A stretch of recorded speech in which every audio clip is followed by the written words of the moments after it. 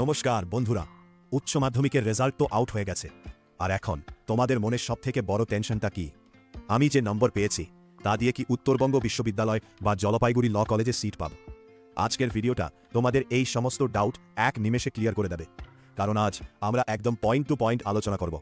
উচ্চ মাধ্যমিকের বেস্ট 4 সাবজেক্টে ইংলিশ সহ কত পার্সেন্টেজ থাকলে তোমরা ডিপার্টমেন্ট অফ ল, এনবিইউ এবং জলপাইগুড়ি ল কলেজে কনফার্ম সিট পেতে পারো।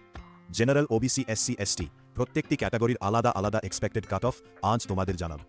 তাই ভিডিওটা স্কিপ না করে পুরোটা দেখো, কারণ এই 4 মিনিট তোমার অ্যাডমিশনের টেনশন পুরো শেষ করে দেবে। কাট অফটা জানার আগে একটা অত্যন্ত গুরুত্বপূর্ণ নিয়ম তোমাদের জানতে হবে, যেটা অনেকে ভুল করে ফেলে। এই দুটো কলেজেই কিন্তু কোনো এন্ট্রান্স এক্সাম হয় না, অ্যাডমিশন হয় পুরোপুরি মেধার ভিত্তিতে, অর্থাৎ মেরিট বেসড। আর এই মেরিট পয়েন্ট হিসাব করা হয় তোমাদের উচ্চ মাধ্যমিকের বেস্ট 4 সাবজেক্টের ওপর ভিত্তি করে।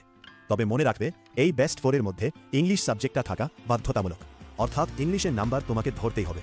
আর বাকি যে কোনো 3টি সাবজেক্ট যাতে তোমার সবথেকে বেশি নাম্বার আছে সেগুলো যোগ করে পার্সেন্টেজ হিসাব করা হবে। চলো প্রথমেই দেখে নেওয়া যাক সবার স্বপ্নের campus, department of law, NBU, north Bengal university main campus. তোমরা জানো এখানে শুধু বিএ এলএলবি অনার্স কোর্স করানো হয়, এবং এখানে সিট পাওয়া মানে কিন্তু একটা আলাদাই ব্যাপার। তবে এখানে সিট লিমিটেড হয়, কম্পিটিশন কিন্তু মারাত্মক লেভেলের থাকে। তোমাদের বেস্ট 4-এ ক্যাটাগরি ওয়াইজ আনুমানিক কত মার্কস লাগবে একটু মন দিয়ে দেখে নাও। জেনারেল ক্যাটাগরি তোমাদের জন্য সেফ জোন হল অ্যাপ্রক্স 90% বা তার ওপরে। OBC A, OBC B, OBC ক্যান্ডিডেটদের জন্য কাট অফ প্রায় 88%-এর কাছাকাছি যাবে। এসসি ক্যাটাগরির ক্ষেত্রেও কিন্তু কম্পিটিশন বেশ টাইট, তোমাদেরও প্রায় 88% নম্বর লাগবে।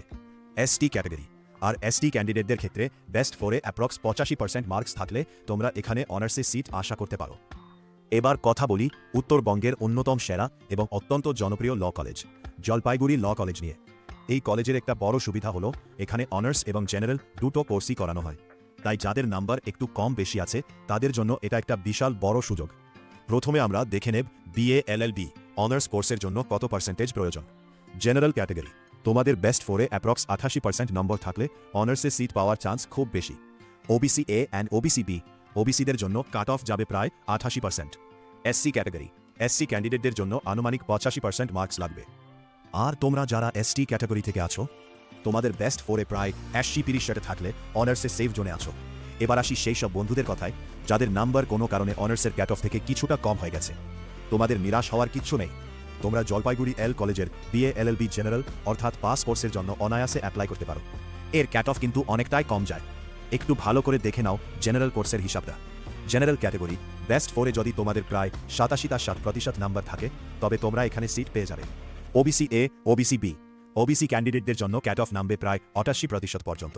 এসসি ক্যাটাগরি, এসসি বন্ধুদের জন্য অনুমানিক 83% মার্কস থাকলে তোমরা এখানে সেফ। এসটি ক্যাটাগরি আর এসটি ক্যাটাগরির ক্ষেত্রে ক্যাট অফ প্রায় 80% পর্যন্ত নামতে পারে, অর্থাৎ 80% থাকলেই তোমরা জেনারেল কোর্সে সিট সিকিওর করে নিতে পারবে। তাহলে বন্ধুরা, তোমরা তোমাদের উচ্চ মাধ্যমিকের বেস্ট 4-এর পার্সেন্টেজটা ঝটপট হিসাব করে নাও, আর কার কত পার্সেন্টেজ আসছে সেটা এখনই নিচে কমেন্ট করে আমাকে জানাও। আমি তোমাদের রিপ্লাই দিয়ে দেব যে তোমাদের কোন কলেজে চান্স পাওয়ার সম্ভাবনা সবথেকে বেশি।